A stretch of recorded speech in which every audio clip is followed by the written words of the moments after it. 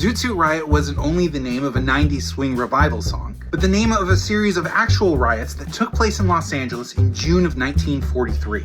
And despite what the song may have you believe, it wasn't between a bunch of cool cats versus square sailors. It was a full-blown race riot. On the thinnest of veneer surfaces, these riots were ostensibly about U.S. servicemen being upset at Chicano youth wearing zoot suits, which were considered unpatriotic because of the extra material that they required, and the fact that there was a ration on fabric at that time during World War II.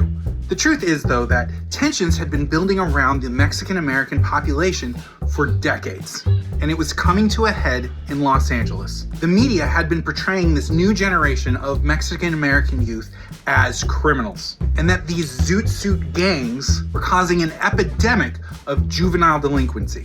Add to that, their parents were seen as a threat by white Angelenos and often treated as second-class citizens, facing discrimination, segregation, and police harassment. What followed was 6 nights of American servicemen and white Angelenos savagely beating and stripping down in the middle of the street anyone they saw wearing a zoot suit.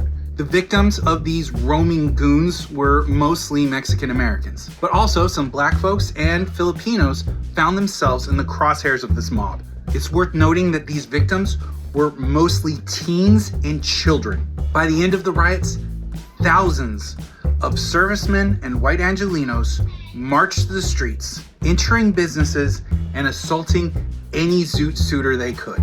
When the police were sent in, it was to protect the rioters. They ended up arresting around 500 of the Mexican Americans on charges from rioting to vagrancy. Certain off-duty members of the LAPD would form what they called the Vengeance Squad to further attack the Chicano youth of the city they swore to protect. In the end, though, this exercise in cruelty also turned out to be an exercise in futility. Despite the hate of thousands of cowards marching in the dark, the Latino population of Los Angeles, and indeed all of California, has only grown stronger and continued to define the best aspects of the state that I call home. And if President Trump, or anyone else for that matter, thinks that that will change anytime soon because of a handful of small men with big guns and stupid masks, history would loudly beg to differ.